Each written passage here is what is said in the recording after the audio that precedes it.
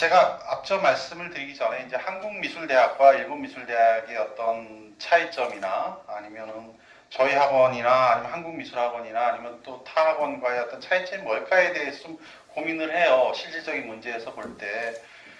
이렇게 뭔가를 정교하게 만드는 일에 관한 부분에서는 이진영 원장님이 충분히 그 부분에 대해서 말씀을 드렸던 것 같아요. 어머님이나 뭐 부모님들한테. 근데 어떤 차이점들을 구별할까에 대한 부분에서 말씀드릴 수 있는 것은 어떤 이성과 통제력으로 그림을 그릴 수 있는 일과 그다음에 창의력을 갖다가 해석하는 일에서 이 부분의 어떤 실험 과정들, 자신의 디자인과 연관하는 과정에서 조금은 더 다른 기획들을 저희가 하고 있다라고 저는 생각을 해요. 그래서 포트폴리오라는 것은 어차피 자기 표현이고 어떤 형식이 되었든 간에 자기 규정이기 때문에 이걸 예술로서 어떤 형식을 가지고서 만드느냐에 대한 고민들을 할 수밖에 없는데 그 과정에서 본다고 한다면 포트폴리오, 그러니까 창작이라는 것이 결국 세 가지의 형태를 띌 수밖에 없어요. 그러니까 첫 번째 것이 뭐냐면 자신의 재능과 재량으로 뚫고 나가는 힘이 있다라는 것 하나하고 그거는 마치 비센트 반 고흐처럼 그다음에 뭐 마네처럼 피카소처럼 그렇게 뚫고 나가는 힘이라고 생각할 수 있고요. 또 한 가지는 의식을 사고방식을 변화해 나가는 거죠. 그러니까 사물을 인식하는 것과 감정을 느끼는 것과 그 감정을 표현하는 것들을 우리는 사고방식이라고 하는데 그 사고방식의 방식을 바꾸는 일이에요. 그래서 이건 뭐지? 낯설게 생각하는 일인 거죠. 그 문제와 또 나머지 그 세 번째 문제가 미디어를 바꾸는 일이라고 생각을 해요. 첫 번째 뭐 평면에서 입체로 바꾼다거나 청각을 시각화 만든다거나 후각을 시각화로 만든다거나 시각을 뭐 이렇게 촉각으로 만든다거나 하는 그런 미디어의 변화들을 통해서 창의적인 사람이 될 수 있다라는 거죠. 그러니까 길드나 왕정화가처럼 너만 몰래 가르쳐 주는 거야. 학원에 비싼 돈 주니까 너만 이 기술 가르쳐 주는 거야. 이런 게 아니라 결국은 내 안에서 예술을 갖다가 만들어서 자기의 표현을 하는 게 지금 중요한 사회라고 생각을 하는 거죠. 소셜 네트워크 서비스 사회라는 것들이. 그래서 사실은 뭐 인터랙션이 상호관계성에 대한 것이 예술적인 형식에서 사회적인 정의가 되어버릴 수 있는 상황까지 와버린 것 같아요. 과학기술 발전에 의해서.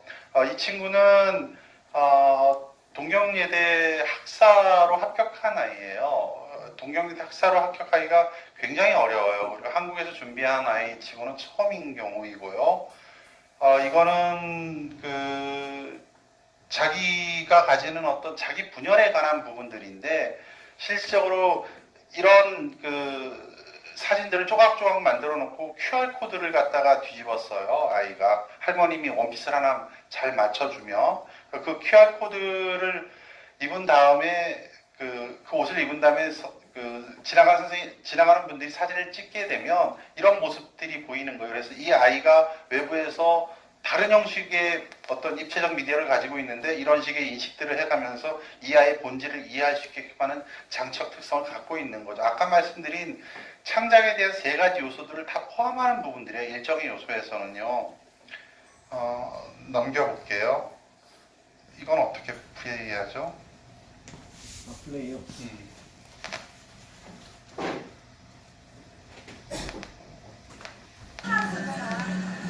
그래가지고 자기야,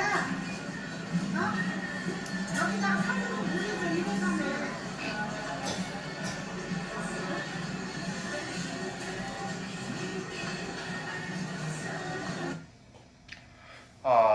제가 따라가지는 않았어요. 제가 내성적이라서 저기까지 못 따라가겠더라고요. 아이가 키도 굉장히 크고 그 다음에 힐을 갖다 굉장히 높은 힐을 신고 저렇게 다니는데 되게 용기가 많죠. 이 아이가 가지고 있는 내적 에너지가 대단한 거라고 생각을 해요.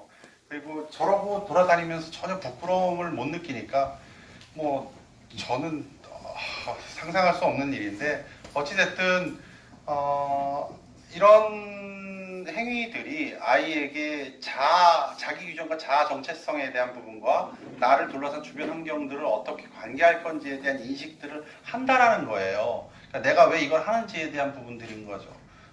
결국은 나의 스토리에서 어떤 그 예술이 만들어지는 것이 어떤 장르 역할에서의 디자인이나 미디어나 예술에서 그 예술이 장르로서 머물지는 않는다라는 거예요. 생활의 형태 모양에서 만들어진다라는 거죠. 여지껏 보여줬던 포플들의 대부분, 앞으로 보여드릴 포플들의 대부분도 뭐 이렇게 이 그림이 되게 신뢰하고 뭐 레벨이 높다라고 말씀을 드리려고 하는 게 아니라 실질적으로 이 작품을 보면서 이 아이가 가지는 자기 규정, 뭐 조금 이렇게 어렵게 얘기하면 디자인에 대한 정원 명령 같은 뭐 그런 것들인 것 같아요. 그래서 그런 요소들에 대한 부분들을 자기가 찾아나가는 일이 포트폴리오에서 굉장히 중요하다라고 생각을 합니다.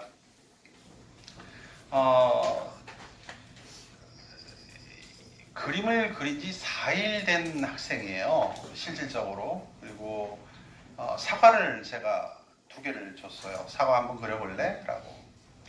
보통 이제 미술 학원에서 오면 사과나 맥주병이 뭐 기본이지 않습니까? 그렇지 않아요? 그래서 미술을 배우기 시작하면 뭐 명암이나 빛 이런 건 이렇게 하는 거야, 연필은 이렇게 깎는 거야, 종이 이렇게 다루는 거야, 뭐 이런 식으로 이야기를 보통 하지 않습니까?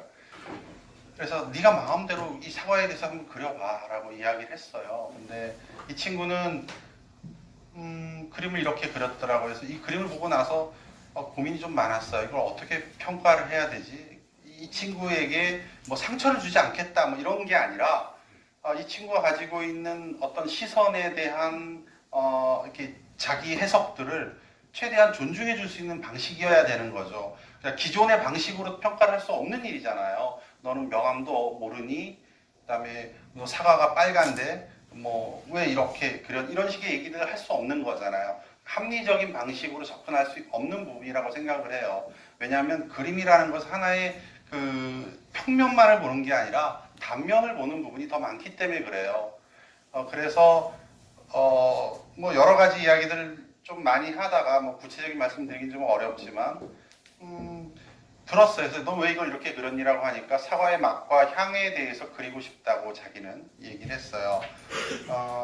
너무 이렇게 공감할 수 있는 부분이 많더라고요.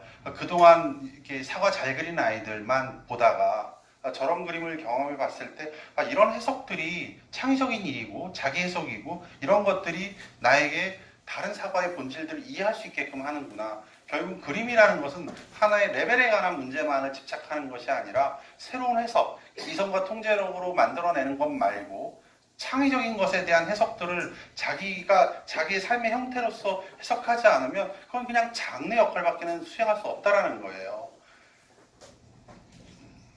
물론 무사비에 들어갔고요. 네, 일본어가 정말 많이 안 좋았던 친구인데 100점대 아이인데 뭐 영어학과를 다녔어요. 영어학과를. 그래서 대학을 갔다가 다니다가 저한테 왔었는데 교수님이 면접할 때 영어 잘하면 됐지 하고 넘어갔어요. 호의적이에요. 교수님이. 그렇다고 지금 뭐 영어 잘한다고 해서 들어가는 건 아닙니다만 그때 초창기에 말씀